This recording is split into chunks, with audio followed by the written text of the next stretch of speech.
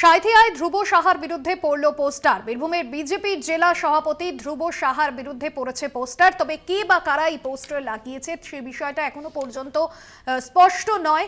ধ্রুব সাহার বিরুদ্ধে ইতিমধ্যেই পোস্টার পড়েছে এবং যা নিয়ে রীতিমতো বিজেপি কর্মী সমর্থকরা তারা কিন্তু যথেষ্ট উদ্বিগ্ন। সাঁইথিয়ায় ধ্রুব সাহার বিরুদ্ধে পড়ল পোস্টার এবং সেই পোস্টারে ধ্রুব সাহার বিরুদ্ধে একাধিক অভিযোগ সামনে আনা হয়েছে। বীরভূমের জেলা বিজেপির সভাপতি ধ্রুব সাহা তার বিরুদ্ধেই পড়ল পোস্টার। সাঁইথিয়ায় শুভেন্দু অধিকারীর সভার আগেই এই পোস্টার ঘিরে যথেষ্টই চাঞ্চল্য তৈরি হয়েছে।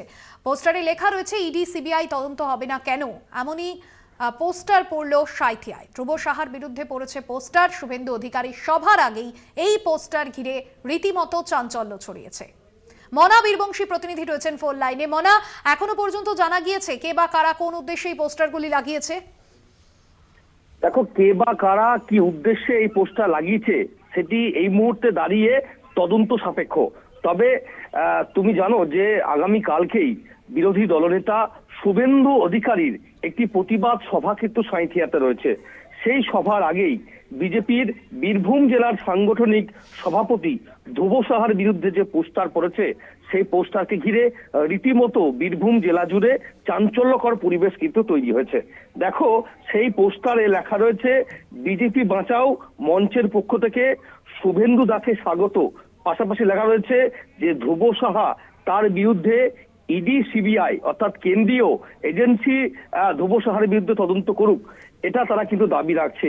তারা বলছে যে ধ্রুব সাহা তৃণমূলের সাথে আঘাত করেছে, ধ্রুব সাহা পার্টির ফান্ডের টাকা আত্মসাৎ করেছে। এই মর্মেই কিন্তু পোস্টার পড়েছে, যে পোস্টারকে ঘিরে আলোড়ন পরিবেশ তৈরি হয়েছে। তুমি জানো যে এর আগে বীরভূমের রামপুরহাটে আমরা দেখেছিলাম যখন শুভেন্দুর প্রতিবাদ সভা ছিল, অমিত শাহের যে সভা কলকাতায় হয়েছিল তুমি জানো, প্রতিবাদ সভা তার সমর্থনে, ঠিক সেখানেই দলীয় নেতাদের বিজেপিতে যখন যে ছবি পোস্টার দেওয়া হয়েছিল সেখানে শুভেন্দু অধিকারী থেকে শুরু করে সামগ্রিক সকল নেতার ছবি দেওয়া হয়েছিল। সেখানে দেখেছিলাম ধ্রুব সাহার যে ছবি সেখানে ক্রস চিহ্ন চিরে দিয়ে চোর বলে রাখা হয়েছিল। অর্থাৎ ধ্রুব সাহার বিরুদ্ধে এই পোস্টার ঘিরে যখন চাঞ্চল্য ছড়িয়েছে তখন তুমি জানো যে আমরা কথা বলেছিলাম ধ্রুব সাহার সাথেই। তিনি যেটা বলছেন যে রাতের অন্ধকারে কারা মেরেছে, কে মেরেছে, সমস্ত তথ্য আমাদের কাছে আছে। সিসিটিভিতে সেই ফুটেজ বন্দী হয়েছে। আমরা পুলিশের দ্বারস্থ হব।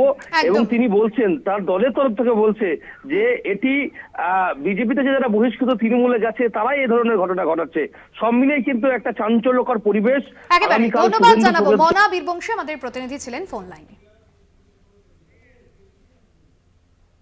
সাঁইথিয়ায় ধ্রুব সাহার বিরুদ্ধে পড়ল পোস্টার।